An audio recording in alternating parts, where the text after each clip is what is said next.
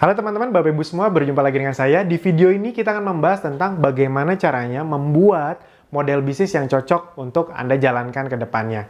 Nah, materi ini saya dapatkan dari sebuah training yang harganya lumayan, tapi efeknya bener-bener luar biasa ke bisnis saya setelah saya praktekkan. Nah, semoga setelah Anda pahami materi ini, Anda praktekkan juga, Anda buat juga, apapun yang nanti saya sharingkan, itu bisa berdampak baik buat bisnis Anda dan hidup Anda. Amin. Nah, di training tersebut, itu intinya kira-kira seperti ini. Anda akan dikasih 12 pertanyaan yang harus bisa Anda jawab dengan tepat, tepatnya relatif sesuai dengan bisnis Anda. Kalau itu tidak bisa dijawab, lebih baik ganti bisnis, kira-kira seperti itu. Itu dia, karena kalau tidak bisa dijawab berarti bisnisnya tidak scalable, tidak bisa dibesarkan, gitu, tidak bisa diledakkan. Nah, yang akan saya sharingkan adalah 5 pertanyaan yang menurut saya ini sangat penting khususnya untuk Anda orang baru. Jadi saya ambil yang bagian kalau Anda baru bangun bisnis atau sudah pernah bisnis namun gagal. Nah, mungkin ada 5 di antara 12 ini yang miss Anda jalankan. Nah, yang pertama adalah what is the problem? Jadi teman-teman Bapak Ibu semua, kalau Anda mau berbisnis, mulailah dari pola pikir masalah apa yang ingin saya bantu bereskan di masyarakat. Jadi konsumen masyarakat itu punya masalah apa sih? Nah, bisnis-bisnis yang scalable, yang ujungnya besar, walaupun dibangun dari kecil, itu biasanya bisnis-bisnis yang memang membereskan masalah seseorang. Penjualan itu terjadi karena hal yang sangat sederhana. Penjualan itu, sales itu, terjadi sesederhana ini teman-teman. Ketika Anda bisa memberi solusi dari masalah seseorang. That's it. Jadi sales itu adalah jawaban dari masalah seseorang. Solusinya kita kasih ke mereka. Itu. Nah, ketika orang punya masalah, kita punya solusi, dia pakai, dia beli solusi dari kita, dia puas, disitulah dia loyal. Nah, ketika loyal, udah dia akan ikut sama Anda, walaupun bisnis Anda masih kecil, tapi karena yang ngeberesin masalah adalah Anda, walaupun ada kompetitor Anda yang jauh lebih besar, tapi yang ngeberesin masalahnya Anda gitu. Dia akan loyal dengan Anda, sampai Anda besar ke depannya. Jadi prinsip terjadinya loyalitas itu sesederhana ini teman-teman Bapak Ibu semua. Masyarakat punya masalah, konsumen punya masalah, dia ingin membereskan masalahnya, akhirnya dia membeli solusi Anda. Ketika dia beli solusi Anda, akhirnya dia jadi loyal. Contoh sederhananya misalnya gini, ada seorang yang punya masalah dengan waktu, misalnya ya. Waktu dia ingin kerja ke kantor pagi-pagi, tiap pagi tuh dia menghabiskan banyak waktu di jalan. Entah dia bawa mobil, atau dia naik angkot, atau dia naik busway. Wah, itu lama sekali perjalanannya. Dia ingin memecahkan masalah waktu. Akhirnya tiba-tiba ada satu platform atau aplikasi yang menawarkan untuk menyelesaikan masalah tersebut, namanya Gojek misalnya. Jadi dulu kenapa dia harus naik mobil gitu? Itu lama ya karena macet di jalan. Mau lewat tol kalau jam kerja itu ya macet juga. Kalau naik angkot udahlah macet juga, plus dia harus jalan kaki ke tempat angkotnya itu ada, nggak ngetem. Nah, datanglah Gojek ini. Cuma lewat aplikasi, ketik, nggak nyampe beberapa menit, cuma kurang dari 5 menit, tiba-tiba motornya datang, Gojeknya datang. Wah, masalah pertama beres. Biasanya dia harus jalan kaki kalau harus naik angkot. Ini Gojeknya yang nyamperin. Habis itu ya karena naik motor, jadi lebih bisa selap-selip, dia bisa lebih cepat dalam sampai kantornya. Nah, ketika itu terjadi, masalah dia beres, dia akhirnya puas, udah dia akan loyal sama Gojek gitu. Kira-kira seperti itu. Nah, jadi teman-teman Bapak Ibu semua, proses bisnis yang besar adalah selalu mulai dari problem apa yang bisa Anda bereskan. Nah, yang berikutnya, who has the problem? Siapa yang memiliki problemnya? Atau kalau bahasa sederhananya, siapa target market Anda? Biasanya kalau orang baru bisnis, termasuk saya dulu, kalau ditanya target marketnya siapa? Jawabannya, wah semuanya, semua bisa jadi target market kita. Itu dia. Benar, semua bisa jadi target market kita, benar. Tapi kita perlu ada yang spesifik dulu di awal. Sama kayak Akademi Bisnis Digital contohnya. Saya kan bilang, latar belakang apapun bisa. Bener bisa, tapi dari sisi bisnis, Akademi Bisnis Digital itu punya target market yang memang dispesifikasi sebenarnya. Dan pada ujungnya, pada hasilnya itu ternyata bisa lebih berkembang dibandingkan target marketnya. Itu bisa, tapi tetap mulai dengan target market yang spesifik. Contoh paling standar adalah Anda harus bisa membedakan mana pengguna, mana pembuat keputusan. Nah itu dulu deh, ilmu yang paling standar dalam target segmenting atau mencari target market yang tepat. Contoh misalnya, Anda jualan bahan-bahan makanan organik, itu dia yang sehat. Saya pernah menanyakan, oh ini bisa buat semuanya nih, bahan makanannya bagus buat anak kecil, buat ibunya, buat bapaknya, pokoknya buat keluarganya. Iya, tapi target marketnya siapa? Dia masih ngotot, semuanya bisa gitu. Ya udah, gini deh, lebih detail. Siapa yang membuat keputusan barang kamu dibeli? Anaknya mungkin nggak? Mama beli dong tepung terigu yang organik itu, kan enggak. Bapaknya cenderung pria nggak peduli dengan makanannya. Yang sangat peduli dengan kesehatan keluarganya biasanya siapa? Yang memutuskan masak apa, masakannya terbuat dari bahan apa, itu biasanya ibunya. Jadi sebenarnya target market utamanya itu adalah ibunya. Baru paham, oh iya ya. Contoh yang datang ke tempat kamu yang beli 90% kan wanita. Iya juga. Nah itu maksudnya. Ketika Anda paham target market Anda apa, nanti marketingnya, kontennya, itu juga akan tepat. Kalau dari awal ini udah nggak tepat, udah ntar marketingnya, ngiklannya boncos. Banyak orang tuh fokus di FB Ads, tapi dia nggak tahu model bisnisnya seperti apa. Nah ini terbagi jadi 4. Yang pertama geografis, yang kedua demografis, yang ketiga psikografis, yang keempat behavior. Nanti saya akan contohkan lebih detail. Geografis itu dia tinggal di mana, daerah perkotaan atau kabupaten. Demografis, gendernya, jenis kelamin, umur. Habis itu kelas ekonominya. Psikografis, dia interestnya tuh apa, dia suka sama apa. Behavior, kegiatan dia sehari-hari apa, Anda bisa mencari taunya nggak? Nah, ketika Anda bisa memahami ini, itu efeknya, khususnya dunia digital zaman sekarang, kalau Anda main FB Ads deh contohnya, itu Anda bisa mentarget market Anda dengan sangat spesifik. Ketika target market Anda sangat spesifik, iklan Anda, konten Anda bisa lebih spesifik, dan ketika sampai ke mereka, itu lebih diterima. Nah yang ketiga, what's the solution? Jadi Anda tahu nih, siapa yang punya masalah, apa masalahnya, siapa yang punya masalah, lalu Anda tawarkan apa solusinya. Solusi itu bisa solusi yang sama dengan kompetitor Anda, solusi yang lebih baik dari kompetitor Anda, atau solusi yang benar-benar berbeda dengan kompetitor Anda. Nah, Anda bisa pikirkan sendiri sesuai dengan target market yang ingin Anda capai tadi. Yang keempat, Anda harus paham nih, how big is the market? Seberapa besar pasarnya? Karena kalau pasarnya terlalu kecil, ya bisnis Anda ya berarti ada mentoknya. Bisnis Anda kan ingin besar, berarti target marketnya spesifik, tapi harus tetap besar juga gitu. Atau at least nggak apa-apa di awal nggak begitu besar, tapi bisa ada pengembangannya gitu. Yang berikutnya, nah ini yang kelima, unique selling proposition, atau banyak orang bilang juga unique selling point. Produk Anda, unique selling point-nya apa? Unique selling point itu Anda bisa pilih dari 8 ini. Ini versi sederhananya biar Anda langsung bisa pilih. Anda ingin menyerang bisnis Anda, memfokuskan dari sisi mana? Yang pertama, misalnya bahan. Contoh, ada nggak fashion yang fokusnya, unique selling point-nya, proposition-nya itu ke bahan? Banyak. Jadi misalnya contoh, saya tahu banyak toko online yang menjual kaos yang prinsipnya gini. Dia bilang kaosnya ini bahannya enak banget, nyerap keringat dan nggak bau. Udah, dia tuh fokusnya ke situ aja. Nah, itu kan sebenarnya menjawab masalah dari masyarakat yang punya masalah gampang keringetan. Dan kalau keringetan, lepek, bau, kayak gitulah kira-kira. Nah, ketika dia fokus ngomongin itu terus, orang-orang yang punya masalah tadi, itu kan jadi coba ah. Dan ketika dicoba bener, dibeli, dia pas keringetan nggak lepek-lepek banget, dan nggak bau, udah loyal. Even harganya lebih mahal, nggak apa-apa lah. Yang penting masalah saya beres. Nah, ketika masalah beres, ingat orang jadi loyal. Fungsi produk.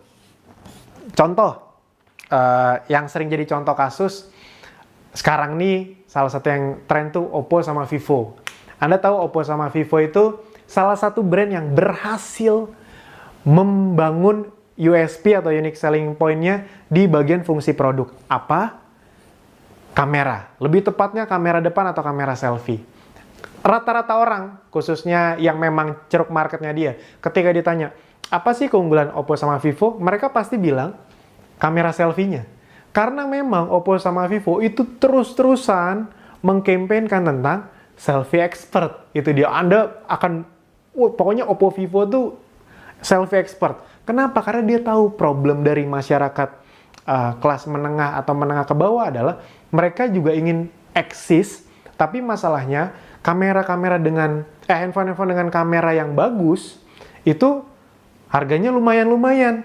Nah, dia memfokuskan diri dengan harga yang cukup terjangkau, tapi kameranya dia klaim sangat bagus, selfie expert. Pertanyaannya, apakah benar-benar paling bagus selfie-nya, kameranya? Nggak tahu, itu Anda yang menilai.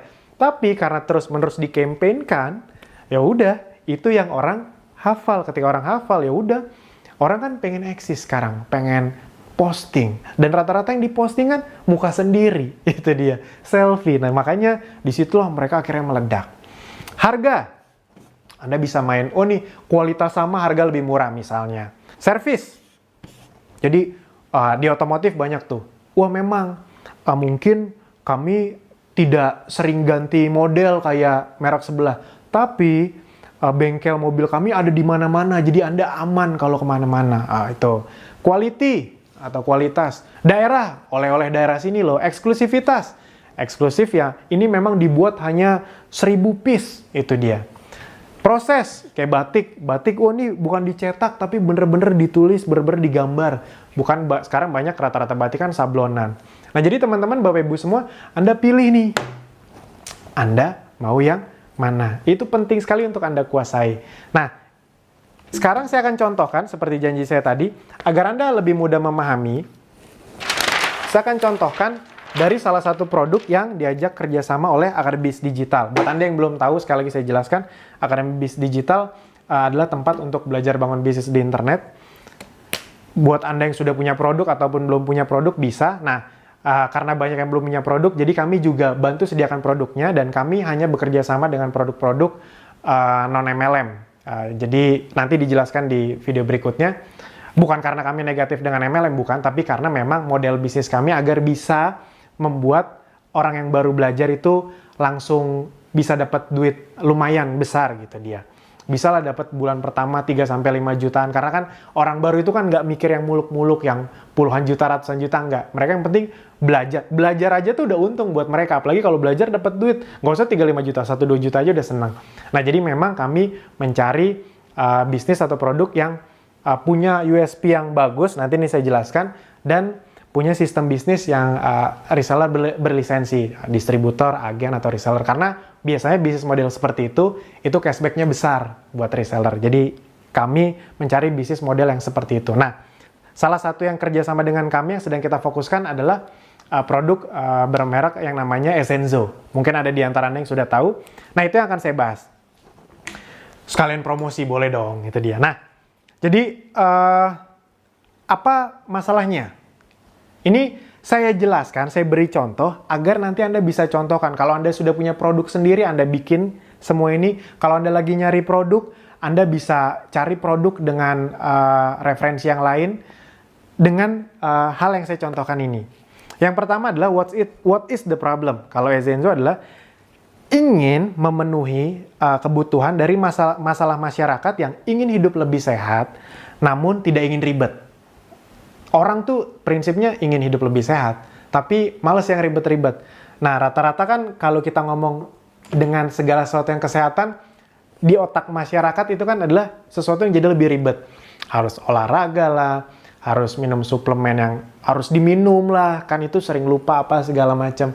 Jadi cenderung lebih ribet. Habis itu harus bawa air kemana-mana kan jadi lebih rumit, kira-kira seperti itu. Nah, Essenzo menawarkan satu produk yang luar biasa berupa essential oil yang itu sangat praktis sekali penggunaannya.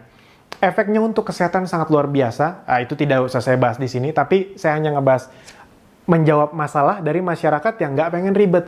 Karena essential oil dari Essenzo, cara pemakaiannya hanya dioles dan dihirup. Oh, itu sangat luar biasa sekali efeknya. Contoh misalnya kalau Anda sakit gigi itu pakai ginger, ekstrak dari ginger. Itu hanya 1 tetes Anda oles, 1-2 tetes Anda oles di bagian yang sakit, dari luar ya, bukan dari dalam ya. Di kumur juga bisa, tapi biasanya dioles 1-2 tetes saja. Itu banyak sekali testimoni yang bilang 5-10 menit sakit giginya hilang. Anda kebayang nggak? Cuma dioles atau dihirup. Itu karena itu bener-bener ekstrak, konsentrat tinggi dari satu tumbuh-tumbuhan. 100% alami. Nah, jadi teman-teman, Bapak Ibu semua, itulah yang dijawab oleh Essenzo. Yang kedua, who has the problem? Nah, ini kita waktu itu sengaja ngambil satu produk yang memang ceruk marketnya adalah yang saya sebutkan ini. Yang pertama adalah ibu rumah tangga. Jadi biasanya dia orang yang sudah menikah. Kalau bisa dikhususkan lagi yang punya anak umur 5-10 tahun. 12 bulan sampai 10 tahun. Dan umur dari ibu rumah tangga tersebut, umurnya itu 27 sampai 45 tahun. Biasanya umur-umur segitu sudah mulai punya anak.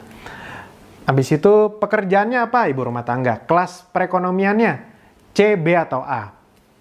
Tinggalnya di mana? Di perkotaan atau kota kelas 1. Psikografisnya, interestnya apa? Interestnya adalah orang-orang yang memang suka dengan hidup sehat, herbal minded, jadi suka dengan organik yang alami, karena essential oil dari Essenzo itu 100% alami, healthy lifestyle, dan behaviornya adalah orang-orang yang suka menggunakan sosmed. Jadi kami bisa menyerangnya, ibarat kata mentarget market-market tersebut dari sosmed. Yang ketiga, what is the solution? Ya tadi, orang ingin lebih sehat, tapi malas ribet. Essential oil, produk alami 100% dan sangat praktis. Sangat praktis, dihirup, atau dioles 1-2 tetes. Apa coba yang lebih praktis dari itu? Produk apa coba? Produk yang diliatin. Kalau ada ntar produk yang diliatin sembuh, nah nanti kita jual tuh, coba tuh. Produk diliatin doang sembuh. Tapi ya sementara ini yang paling praktis ya dihirup sama dioles. How big is the market? Sudah kita hitung-hitung, total market yang spesifik, cukup spesifik bisa kita ambil share marketnya. Ini sebenarnya bisa lebih berkembang lagi, tapi anggap saja kita cari yang paling spesifik, itu ada sekitar 15 juta. 15 juta orang di Indonesia yang bisa kita, secara spesifik kita iklankan produk kita, kira-kira seperti itulah. Nanti ke depannya, ya bukan cuma 15 juta orang ini sebenarnya yang beli, tapi ada juga yang lain-lain. Tapi awalnya agar biaya marketing kita efektif, itu ya ke mereka. Itu dia makanya ketika kami ajarkan ke para member Akademisi Digital yang memang belum punya produk dan mau memakai produk kita bilang, bayangin 15 juta orang. Kamu misalnya menguasai, nggak usah muluk-muluk ratusan ribu jutaan, 1000 orang aja. 1000 orang bisa kamu handle, dia jadi pelanggan setia kamu, itu semuanya kita kasih. Toolsnya, videonya, alat bantunya, sistemnya, funnelnya, itu semuanya sudah kami sediakan di Akademisi Digital. Jadi buat Anda yang belum punya produk, itu bisa jadi sarana alat bantu juga untuk Anda. Nah, kamu kalau misalnya bisa handle 1000 aja, 1000 itu kamu berarti bisa punya omset 500 juta sampai 1 miliar per bulan. Itu terus repeat order, kalau dia belanjanya sangat sedikit. Itu kita ngomong yang sangat sedikit aja, udah 1000 belanjanya sedikit lagi, 500 juta sampai 1 miliar.